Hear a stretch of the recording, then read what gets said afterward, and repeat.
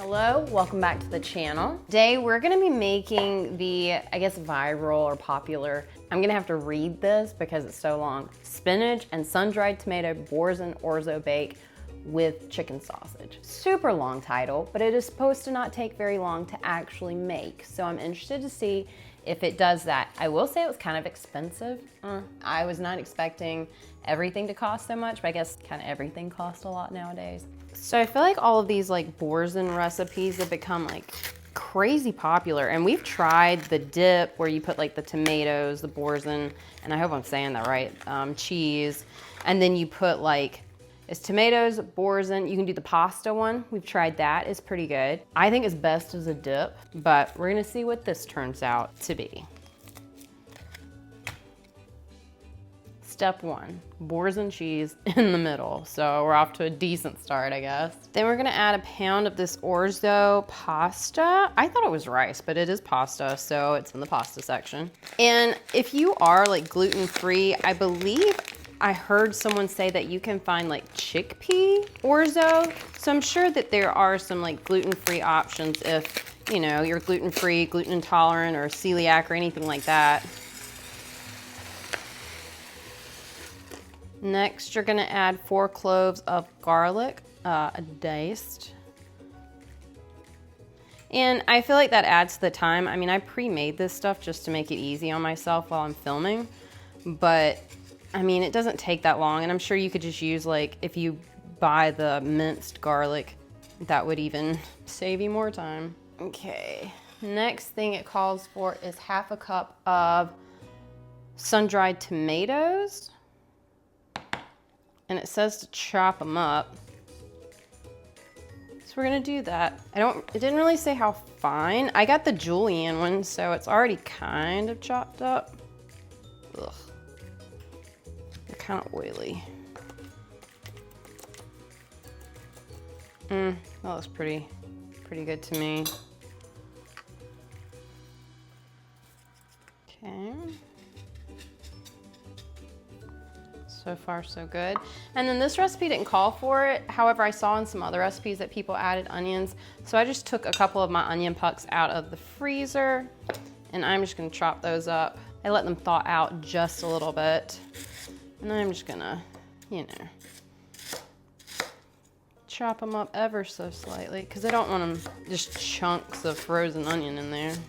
Like I said, the recipe didn't call for it, but this is probably about, I don't know, 1/4 of an onion, maybe a little bit more. Then it says to drizzle about 2 tablespoons of olive oil on top. So that feels good. We'll go there with that. Then this recipe actually calls for Kalamata olives. I don't eat olives, so forgive me for not being able to say that appropriately. Anyway, it calls for olives. I'm not gonna add those because I don't like them and I don't eat them. So picky eater over here to be trying to do a food channel, but maybe it'll help me break out and eat some new things. Oh, and also I preheated the oven to 425. Okay, so now it says in a separate bowl, you want 4 cups of chicken stock, 4 cups of vegetable stock. I'm using chicken stock because that's what I have here. And ignore the little pieces of ice that are in this. That is just because I had frozen chicken stock and I thawed it out, so that I am not wasting. Okay, so to stock of choice, we're gonna add 1/4 of a teaspoon of salt. And it specifically says to do this in a separate, I guess, so that you can mix it and then pour it in there. So that's what we're gonna do. And then 1/4 of a teaspoon of pepper. I've got to get more pepper. Then it says to add 1/2 of a teaspoon of red pepper flakes. Seems like a lot, but I know my sister likes things spicy.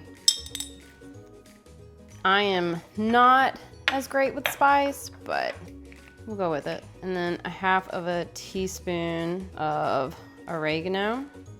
I got these cool little square jars off of Amazon because they fit in my new roll cart, which I guess I can show you.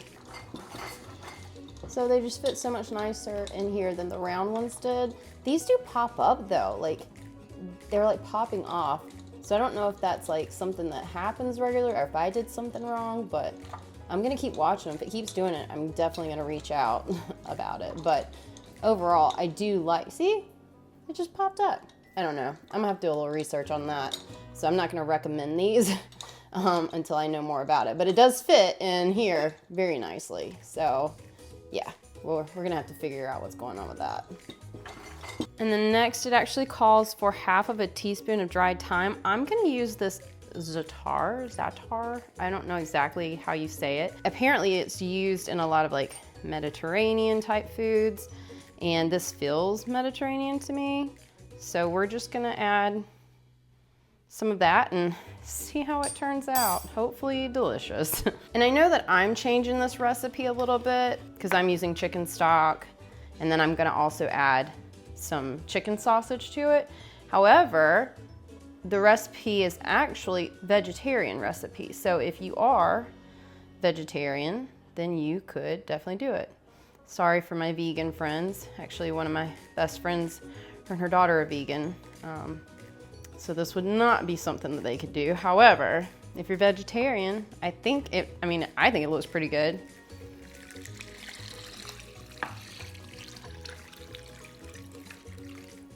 Okay. All right, so I said that this was really expensive, and so I went and actually got the receipt to tally it up because I was kind of wondering if it was. It just felt like it was. I guess I bought other stuff, so it just felt like a really expensive grocery bill. But anyway, it looks like out of the stuff that I bought, it was about $27. But that's not including the Parmesan that I had to buy. That was $14, but I won't use but maybe like half of that. So I guess that makes it, well, I mean, that's putting it close to like $35. And then that's not including the fact that I had chicken stock, I had all the spices, I had the olive oil, things like that. But I mean, that's minor. Okay, so this has been in the oven for 15 minutes. It doesn't even look like I cleaned my stove. I actually did clean it yesterday, and you can't even hardly tell because it's just like, I don't know, it's an old stove, and so it's like the stuff's just baked on there. But anyway, I'm going to stir everything. And really try to get it off the sides because I tend to mess up and things stick to the bottom. It is a fault that happens with me a lot. So I'm just trying to get it off the sides really well so that nothing sticks. And then I'll put the tin foil back on it. Tin foil on, and then this will cook for 15 more minutes. Ooh, it's hot. Okay, while that cooks, we're gonna get everything else ready. So I'm gonna go ahead and cut up the chicken and get the spinach ready. And I'm just using rotisserie seasoned chicken sausage. I think you want the sausage. Like I mean, you could probably use like rotisserie chicken or if you just wanted to grill some chicken. But I think it's kind of that like chicken bog type style, like, cause we're gonna put this on the cast iron to sear it up to get that nice brown crisp to it. Ugh. I'm glad this is pre-cooked. I hate working with chicken. I like eating chicken. Actually, I don't love eating chicken, but I don't love eating any animals, but my body definitely does better eating meat. Okay, I've got the cast iron heating up with a little bit of butter, and once that heats up, I'll throw the chicken in it and let that start caramelizing or crisping up. All right, the next thing you wanna add is 2 cups of spinach, and I'm just gonna eyeball this because I'm not scared of a little extra spinach. And the recipe doesn't call to cut this up, but I am because I like my spinach to be in like smaller pieces in pasta and stuff like that. So I'm just gonna give it a rough chop, watching my fingers. Going very slow because this knife is very sharp. Okay, spinach is ready. Then it calls for half of a cup of heavy cream, but I'm using my milk because I get a whole milk from like a local creamery and it's quite thick. That's why I shake it. So the cream actually settles on the top because this is very low pasteurized, I believe that's what it says. I'll have to write the word along the bottom. But I use it in place of whole milk all the time and it's been fine. Not whole milk, of heavy cream in like regular recipes. You don't want to use it like in desserts, I'm sure. Okay, this is good and melted, so we're gonna go ahead and add all our chicken sausage. No sizzle. There it goes, a little sizzle. Yeah. That's what you always want to hear is no sizzle. Then it calls for half of a cup of Parmesan cheese, and my mom got me this grater for Christmas, so we're gonna try it. And I'm just gonna eyeball the Parmesan. That's probably half a cup. I did not go all the way through, so I did not hit my granite. I'm not trying to mess my knife up.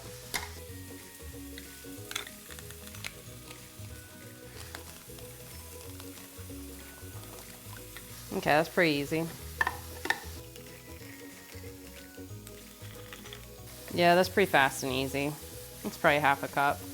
My chicken is sizzling and we're getting some browning. Just had to turn the heat up. So this little cheese gadget comes with several different, I guess, rotary type things or graters that you can put in here. My mom has one and I loved it so much because it's so easy. I have not used it for Parmesan, but I've used it for a lot of other cheeses, and that's why I wanted it so badly. I mean, it is great, and I thought it worked really well for the Parmesan, so yeah, that's exciting. So after the pasta had baked for 15 more minutes, 30 minutes total, stirring 15 minutes in, you remove the tinfoil again, and then you want to stir in the spinach, the Parmesan, and the heavy cream. And in this case, I just used the milk. You want to make sure it's good and stirred. Mine did stick a little bit to the bottom, but it wasn't bad. I mean, I think that's pretty common for it to stick a little bit, but you just want to make sure that, you know, you are getting the bottom scraped up. So then you're going to add everything, mix it really, really well, and then you put it back in the oven uncovered, and you're going to bake it for an additional 5 to 10 minutes or until the spinach is wilted, you know, and the cheese is good and melted. Then once the pasta was finished baking, I just added my chicken sausage, and I think you could use regular sausage. In fact, I think it would taste pretty good if you decided to use regular sausage, but I thought the chicken sausage was delicious.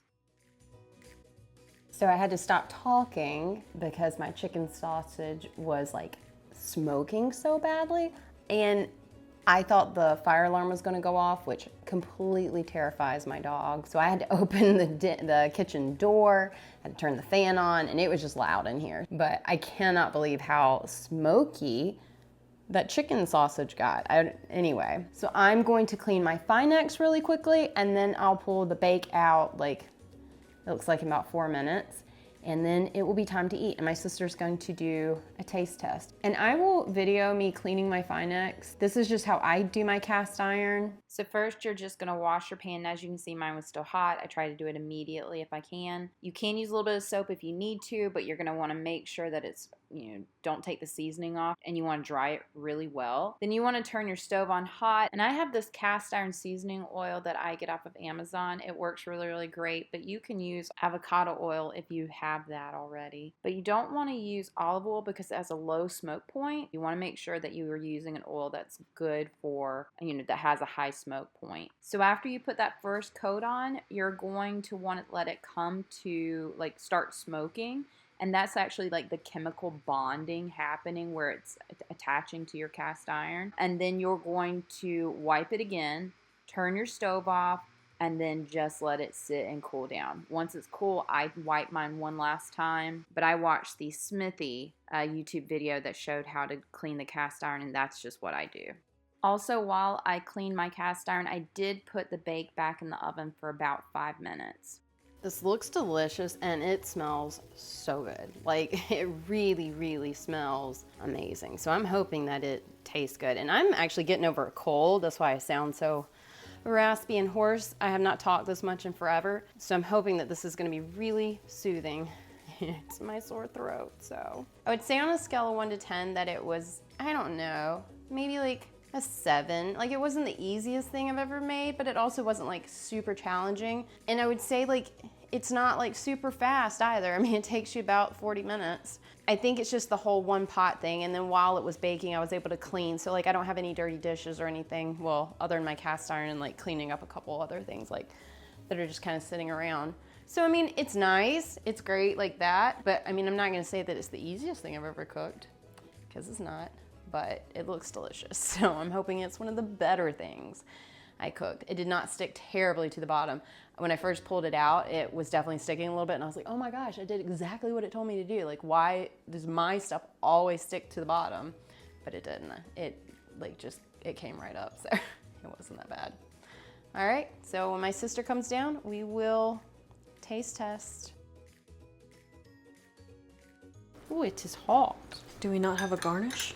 No, we don't have a garnish. Okay, I'm gonna get you some parsley. I'm just thinking presentation-wise. I'm thinking high maintenance. And this is why you'll never be the top chef. I'm gonna try to get a little bit of everything.